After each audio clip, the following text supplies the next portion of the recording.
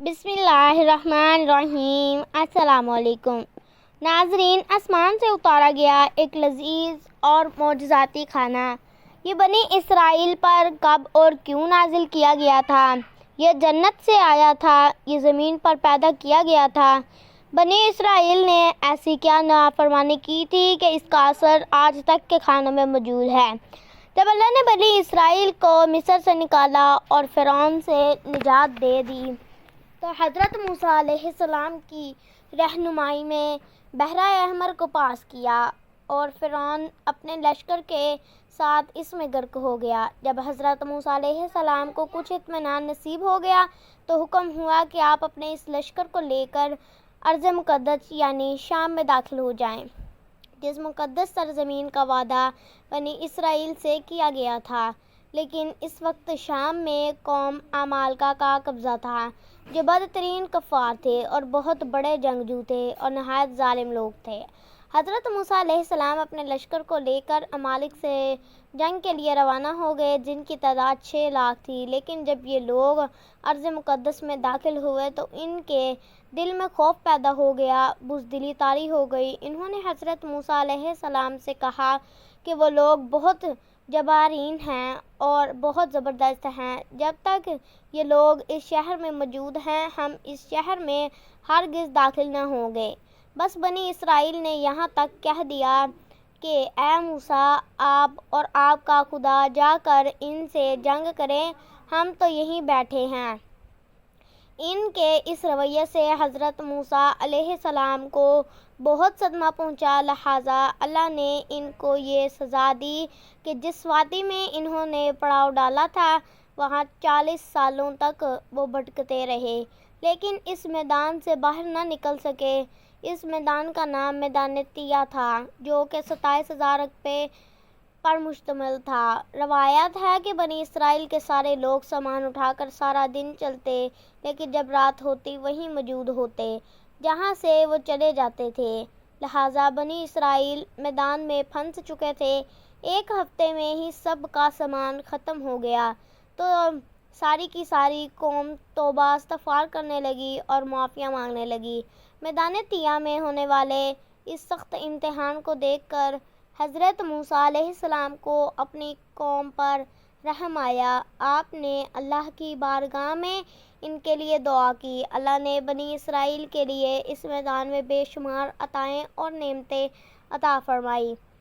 جب بنی اسرائیل کو پیاس کی شدت محسوس ہوئی تو حضرت موسیٰ علیہ السلام نے اللہ کے حکم سے اپنا عصا ایک چٹان پر مارا تو وہاں سے بنی اسرائیل کے 12 قبیلوں کے لیے 12 چشمے جاری ہو گئے۔ سبحان اللہ! کیونکہ یہ وادی وسیع میدان پر پھیلی ہوئی تھی، وہاں پر سر چھپانے کے لیے کوئی جگہ نہ تھی۔ دن کے سخت تپتی ہوئی دھوپ میں بنی اسرائیل گرمی سے بدحال ہو جاتے تھے۔ دھوپ سے بچاؤ کے لیے سارا دن ایک سفید رنگ کا باد بنی اسرائیل کے لیے سایہ کیے رکھتا تھا۔ اس کے علاوہ رات کے وقت میدان کے بیچوں بیچ چمکدار ستون اترتا تھا، جس کی روشنی سے ان لوگوں کو کام کاج کرنے میں مشکل نہیں ہوتی تھی۔ اس کے علاوہ اللہ نے ان پر اور بھی بہت ساری عنایتیں اور نعمتیں نازل کی، جن میں سے ایک من و سلویٰ تھی۔ اللہ پاک نے آسمان سے 2 قسم کے کھانے اتارے، ان میں سے ایک من اور دوسرا سلویٰ۔ من شہد جیسی میٹھی غذا تھی۔ انجیل کی کتاب خروج میں لکھا ہے کہ جب وہ شبنم سوکھ گئی تو چھوٹی چھوٹی کوئی چیز پڑی ہے، جیسا کہ بالے کے دانے ہوتے ہیں۔ بنی اسرائیل انہیں دیکھ کر کہنے لگے کہ من یعنی کہ یہ کیا ہے؟ تو موسیٰ علیہ السلام نے کہا کہ یہ وہی غذا ہے جو تمہیں خداوند کریم نے کھانے کے لیے دی ہے، اور اس نے تمہیں پہلے آزمائش میں ڈالا اور بھوکا رکھا، اور پھر تجھے من یعنی تمہارے باپ دادا بھی نہیں جانتے تھے جو تمہیں کھلایا، تاکہ تمہیں سکھایا کہ انسان صرف روٹی پر ہی زندہ نہیں رہتا۔ من ایک شبنمی قسم کا گوند تھا جو ان کے پیڑ پتوں پر جمع ہو جاتا تھا، اور بنی اسرائیل اسے روز صبح سویرے جمع کر کے کھا لیتے تھے، جو کہ ہر شخص کے لیے تقریباً 4 کلو اترتی تھی۔ جو شخص اس وقت سویا رہتا تھا وہ اس دن کی خوراک سے محروم رہ جاتا۔ سلوا ایک قسم کا پرندہ تھا جسے بٹیر کہتے تھے۔ جب شام کے وقت جنوب کی طرف سے ہوائیں چلتی تو ان پرندوں کے ہجوم بنی اسرائیل کے خیموں کے پاس آ کر بیٹھ جاتے ہیں۔ وہ لوگ ان کو بآسانی پکڑ لیتے اور بھون کر کھایا کرتے۔ منو سلوا ایسا کھانا تھا جو بآسانی ہضم ہو جاتا تھا، رنگ، خوشبو اور ذائقے میں بے مثال تھا۔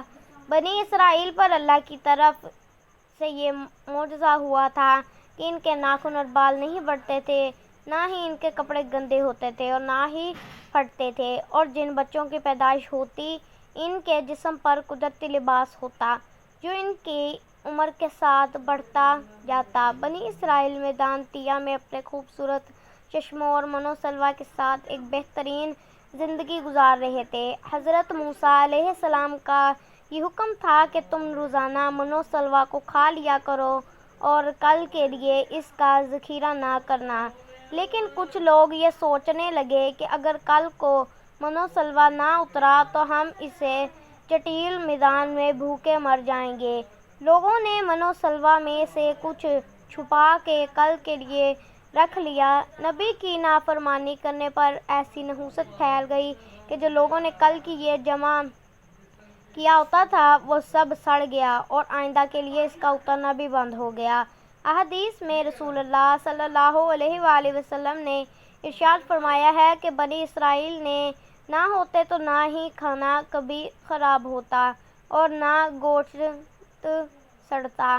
کھانے کا خراب ہونا، کھانے کا خراب ہونا، گوشت کا سڑنا اسی طریق سے شروع ہوا۔ اس سے پہلے نہ کھانا خراب ہوتا تھا اور نہ گوشت سڑتا تھا۔ دنیا کے مختلف قوموں کے مذہبوں میں بھی آسمان سے غذاؤں کے اترنے کا ذکر ملتا ہے۔ بدھ مت کے روایات کے مطابق جب دنیا کا ایک چکر ختم ہو جاتا ہے تو آسمان سے غذا اترنا شروع ہو جاتی ہے۔ ہم نے دیکھا کہ خدائے برحق نے بنی اسرائیل کی نجات کے لیے سمندر کو چیر کر راستہ پیدا کر دیا، وادی طیہ میں ان کے لیے بادل کا سایہ بھیجا، ان کے پینے کے لیے چشمے جاری کر دیے اور کھانے کے لیے آسمان سے منو سلوا دینا شروع کر دیا۔ لیکن ان تمام نعمتوں کے ملنے کے باوجود بنی اسرائیل کے سرکش لوگوں نے اللہ پر توکل نہ کیا۔ انہوں نے خدا کے معجزات کو اپنی آنکھوں سے دیکھا تھا، لیکن اس کے باوجود انہوں نے کھانے کو اگلے دن کے لیے جمع کرنا شروع کر دیا تھا۔ بالکل اسی طرح جب ہم کسی پریشانی نے مصیبت میں پھنسے ہوتے ہیں تو ہمیشہ یاد نہیں رکھ پاتے ہیں کہ اللہ نے اس سے پہلے ہمیں کتنی نعمتوں سے نوازا، لیکن صرف یہ دیکھتے ہیں کہ ہم اس وقت کتنی بڑی مصیبت میں پھنسے ہیں۔ مشکلیں چاہے کتنی ہی بڑی ہوں، یہ یاد رکھنا چاہیے کہ ان سب سے بڑا ہمارا پروردگار ہے جس کے لیے کچھ بھی ناممکن نہیں۔ رزق کے لیے آنے والے دنوں کی فکر نہیں کرنا چاہیے کیونکہ خداوند پر بھروسہ رکھنے والوں پر غیب سے رزق عطا کرتا ہے۔ میرے چینل کو سبسکرائب کریں، ویڈیو کو لائک کریں، کمنٹ باکس میں رائے کا اظہار کریں۔ جزاک اللہ۔ اللہ حافظ۔